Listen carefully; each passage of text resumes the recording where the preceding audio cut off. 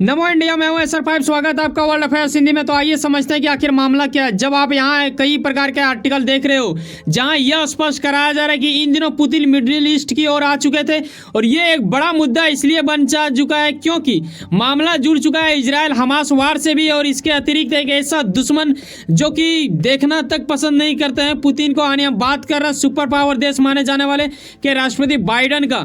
आखिर इन दोनों को कितना प्रकार का झटका दे सकता है पुतिन का यहाँ आना, ये जानने वाली बात होगा। तो आइए स्टेप बाय स्टेप चर्चा करते हैं। इसके अतिरिक्त यहाँ ब्रिक्स का भी कुछ मामला जुड़ता नजर आ रहा है। तो यहाँ आप देखते हो और ये जानते हो बखूबी कि जब से यूक्रेन और रूस वार शुरू हुआ तभी से कहीं ना कहीं पुतिन के ऊपर काफ़ी बड़ा प्रतिबंध लगा दिया गया। उसके अतिरिक्त ICC यानी इंटरनेशनल क्रिमिनल कोर्ट की ओर से इन्हें गिरफ्तार करने की भी एक तरह से वारंट जारी कर दी गई थी, जिस वजह से ये कई सारे ऐसे देशों में नहीं जा पाए। खास करके इंडिया ही अभी जस्ट आप पीछे अगर देखो तो G20 जब हम लोग होस्ट किए तो उस वक्त भी ये नहीं आए थे। लेकिन अब यहाँ स्थिति थोड़ा बदलता नजर आ रहा है। यहाँ आप ये देख रहे हो कि रूस के राष्ट्रपति पुतिन भाई साहब जब वहाँ पे इन करते थे इनका एक भव्य स्वागत किया जाता है। इसके अतिरिक्त ये इजराइल हमास वार के ऊपर भी दोनों नेताओं के बीच वार्ता होता है। इसके अतिरिक्त तेल और व्यापार के भी बातचीत की जाती है, तो इनके बारे में डिस्कस करेंगे। लेकिन इनका जो स्वागत बोला जा रहा है ना, कि माना जा रहा है कि इस प्रकार ना शायद ही किसी दूसरे नेताओं को उन्होंने स्वागत किया हो कभी। बिल्कुल एक अद्भुत था ऐसा।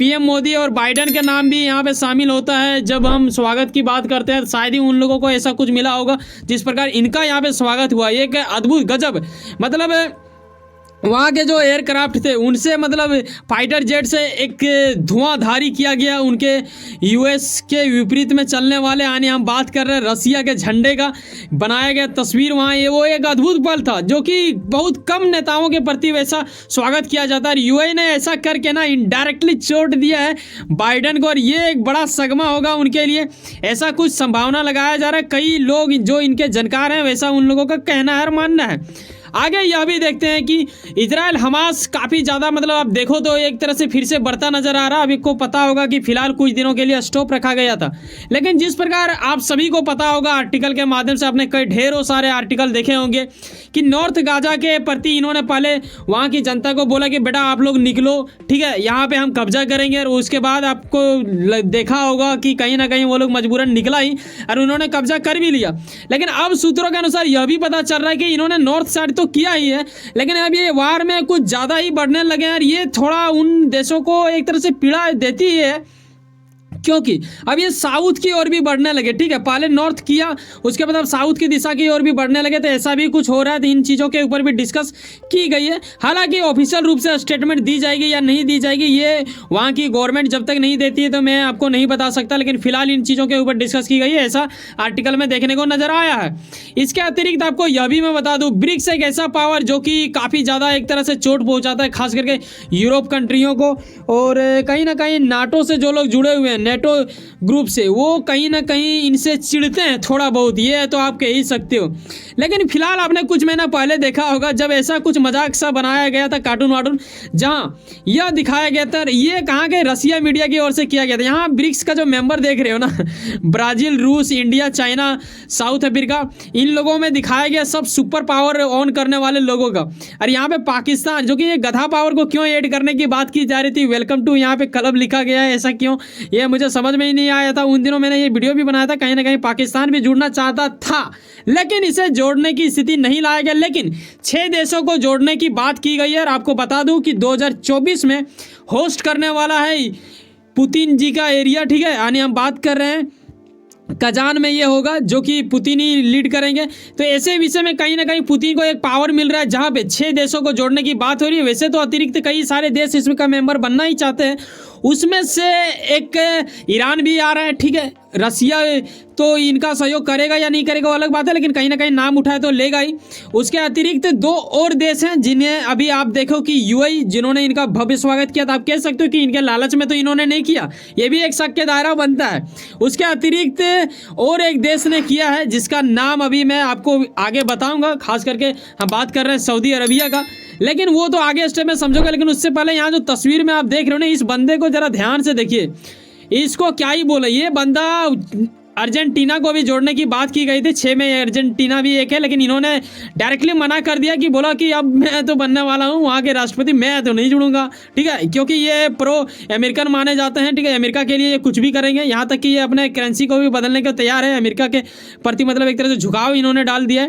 और ये बंदे के बारे में बोला जाता है कि ये कुत्तों से सलाह लेता है, इनके प्रति आर्टिकल आप देखोगे ना तो ब्रैकेट में लिखा हुआ आएगा आपका कि ये पागल आदमी, ठीक है, पागल आदमी से संबोधित किया जाता है। आप समझ सकते हो कि इनकी स्थिति क्या होगा। वैसे भी अर्जेंटीना एक भिखारियों का देश माना ही जाता है, ये भी एक जुड़ने का था लेकिन इसे नहीं जोड़ा जाएगा।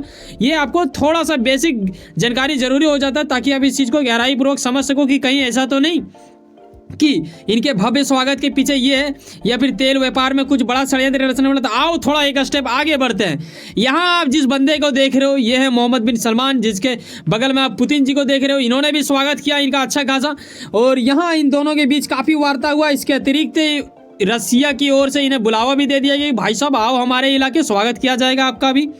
ऐसे में आप यहाँ ये देखते हो कि सऊदी अरब में पुतिन का पहुंचना कहीं ना कहीं अमेरिका को एक तरह से झटका देगा, क्योंकि इन दोनों के बीच अगर दोस्ती बढ़ी, क्योंकि आपने ये भी देखा होगा बीते कुछ महीना पहले जब ये वार इजराइल हमास का शुरू नहीं हुआ था, उससे पहले एक ऐसा स्टेटमेंट जो कि इंडिया को भी कहीं ना कहीं फ़ायदा दिला रहा था, वो मामला जुड़ चुका था मिडिल ईस्ट इकोनॉमिक कॉरिडोर से, ठीक है, जिसमें कहीं ना कहीं इंडिया की G20 होस्ट के टाइम काफ़ी ज़्यादा एक तरह से हलचल मच गया था, पूरा विश्व में ये चर्चा था। कई सारे देश इनके खिलाफ भी आ चुके थे, जैसे कि टर्की, क्योंकि टर्की उस टाइम तो चुप था, लेकिन जैसे बाहर निकला उसके बाद वो चिल्लाना शुरू कर दिया।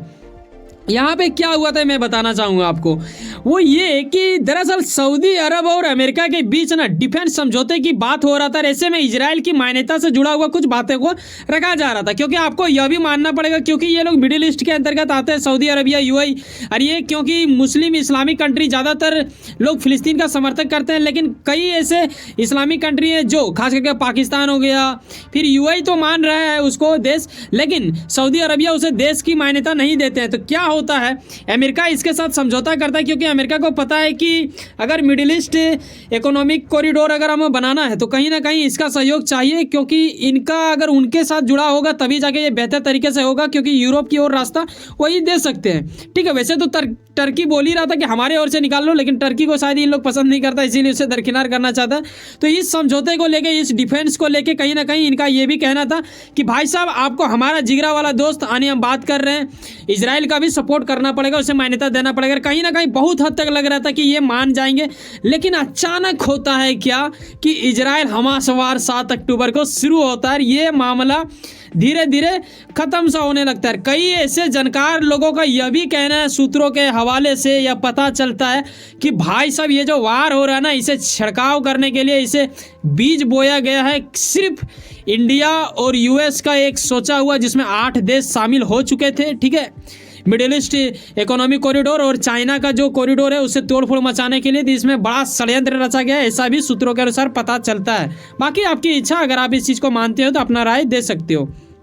फिलहाल तो ये वहाँ पे जब पहुँचे, ठीक है, क्योंकि बाइडन उनके प्रति आपको पता है कि ये यूक्रेन का कितना बड़ा चाहते हैं, तो ऐसे में इन्हें तो काफ़ी ज़्यादा पीड़ा हुआ होगा, साथ ही इन्हें भी पीड़ा लगेगा, क्योंकि इजराइल भी कहीं ना कहीं इन्हीं के साल में चलते हैं, ठीक है। साल में ये बोल रहा हूँ कि साल उसे बोलते हैं जो मजबूती रहता है लकड़ी के अंदर में, ठीक है, इसे आप गलत शब्दों में ना जोड़ लेना।